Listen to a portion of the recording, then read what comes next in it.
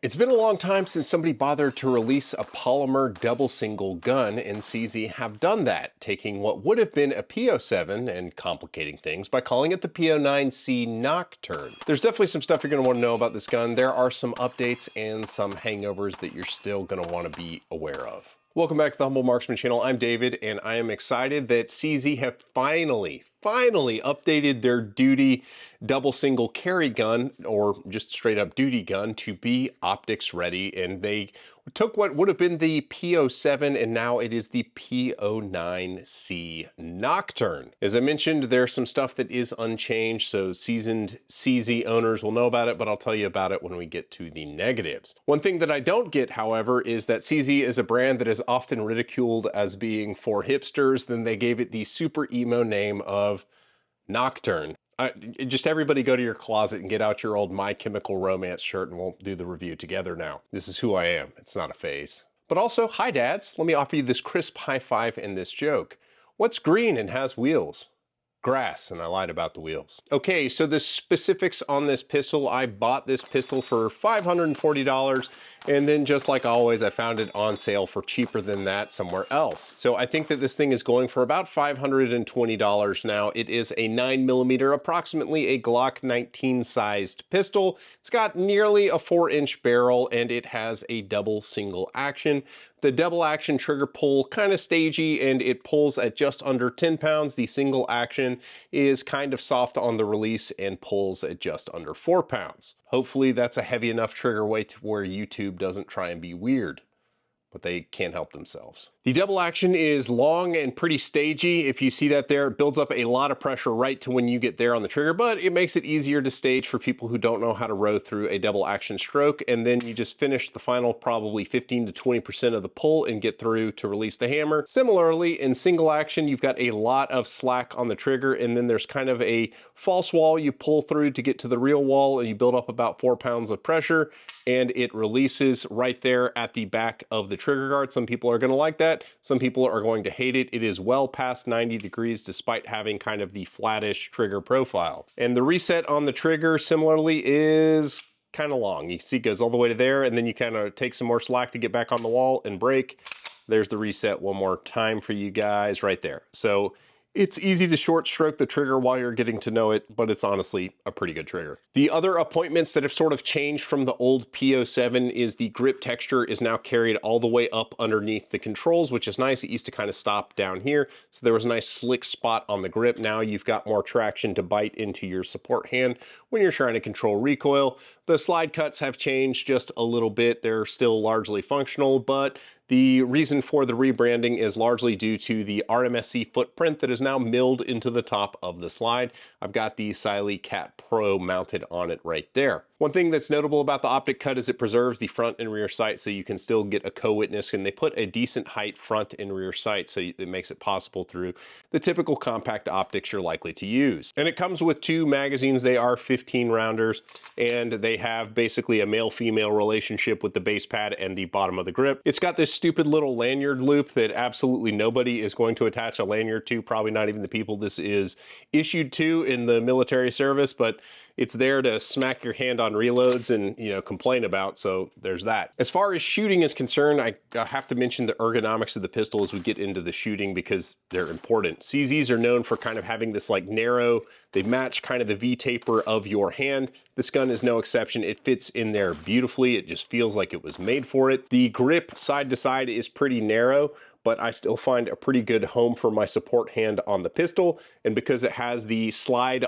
in frame design, meaning that, you know, the slide is this little baby slide, there's plenty of space on the frame to get your support hand on to assist with recoil management, which makes the gun very, very easy to shoot. You will not mind the flip of the gun at all. The accuracy of the gun was similarly pretty good. CZ makes really good barrels, but There's a little bit you'll want to hear about in the negatives on that as well. The controls stay out of the way, like I'm not in danger of holding the slide from locking back or accidentally decocking the gun with how I'm gripping it, and they are very functional on decocking the gun.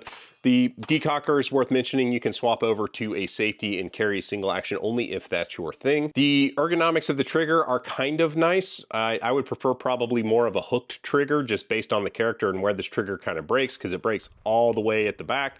So the transition from double action to single action, I actually had to kind of focus on and figure out where my finger placement needed to be to where I could quickly get off 2 shots without kind of throwing the single action a different way, because I had to kind of reach to make the double action work. Generally speaking, double action guns are difficult for people with small hands, and I don't think this is an exception to that rule, since the mostly flat trigger kind of sits way forward. As I mentioned, the trigger reset is so far out that I did run into trigger freeze a couple times when I was shooting it, once on slow motion. That's what trigger freeze in slow motion looks like. But generally speaking, this is very much a Goldilocks sized and Goldilocks performing gun. It shoots wonderfully and it's very accurate.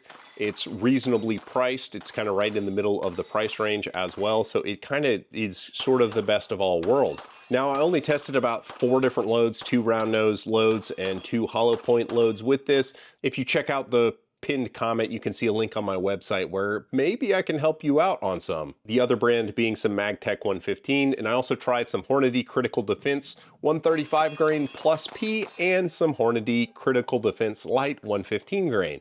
It ran all of it like a champ, which means that the way the gun is set up out of the box, it is sprung to accept a lot of different ammunition from a lot of different kind of power factors, if you will. So it has a very wide operating window, which means it's going to be super reliable. Wrapping up kind of the shooting review, I would say that I would put this as far as how it recoils and how it behaves on target against the Shadow 2 Compact, and say it compares very favorably. This also has stuff like a decocker and a firing pin block that make it actually suited for serious use and carry, and it costs about half as much. We'll talk about some comparison stuff at the end of the video. But first, we need to talk about the negative stuff. So as long as CZ took to introduce an optic cut onto this pistol, they didn't bother addressing any of the other kind of known negatives with the platform.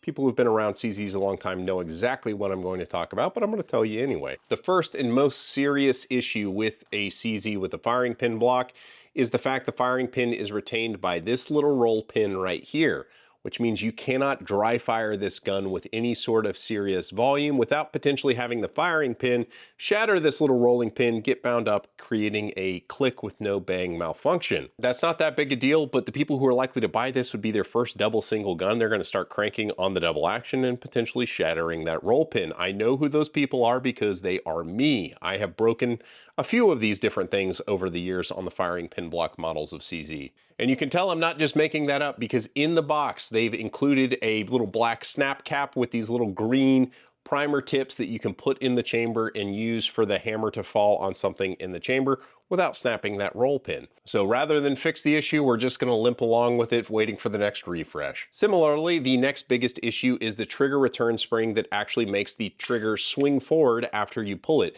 It's a little torsion spring that sits kind of inside the trigger shoe and kind of reaches back into the frame somewhere. And if you just crank on double action a lot, you'll fatigue that spring and it will eventually break. One of the legs will snap off and you'll have to replace it. As it is right now, it is a wear item and it will be serviced at roughly a 10,000 round increment. But again, if you just pick it up and start turning it into a little fancy, expensive tactical clicker, then you're going to run through that trigger return spring a lot faster than if you were judicious and used it on the range like it's intended. There's going to be 1,000 different anecdotes for how people have these trigger return springs last. I've broken one as quickly as about 2,000 rounds with almost no dry fire. It was a bad trigger return spring out of the box. I've had them go, up to 15,000 before breaking, and this was back when I used to compete with CZs. But generally, a good rule of thumb is every 8 to 10,000 rounds, swap out the trigger return spring. The bad news is that that's a really annoying job to have to do, but once you learn how to do it, it's not terrible, but it's not great. The other issue is the CZ barrel. Now, CZs have very, very short-throated barrels, so there's the CIP spec and the SAMI spec. One is American, one is European. They use the European spec, which means it's basically all round nose ammunition all the time. So if you're reloading a cartridge that doesn't have a round nose profile, there's a good chance that you're reloading it too long for it to chamber in the CZ. So if you are a reloader, be sure and plunk test your CZ with your specific load to see if it's going to fit. There's a good chance it's going to be too long. I just want you to know that on the inside, I'm keeping myself from saying that's what she said, but that's never been a problem for me. And the final issue, and this is probably less of an issue on the polymer frame guns, is similarly on the 10,000 round change increment, the slide stop is a consumable part that will eventually break and the gun will stop cycling, the slide will lock up, and you'll try and clear malfunctions. You won't be able to until you punch the slide stop out. Now, all of these things that I've outlined to you are very easy to manage and just be aware of and change. You're gonna have to change your behavior some on the dry fire, and you just have some parts to change if you're training with it a lot. But as long as you do that, the gun probably won't let you down. I mean, CZs are awesome shooting guns. They have some of the best feeling ergonomics of any in the set.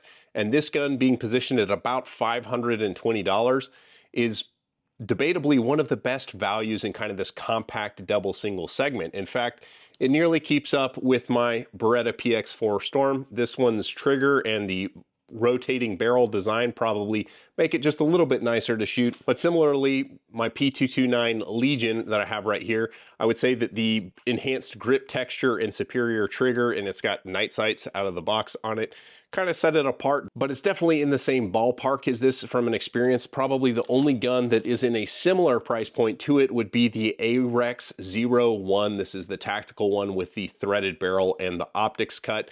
But this can be had, you know, within $100 or so more of what this can be. But because it is a P226 type thing, it's a little bit fatter in the grip. But that all said, at the price point, there's really nothing else that can kind of hang with this pistol.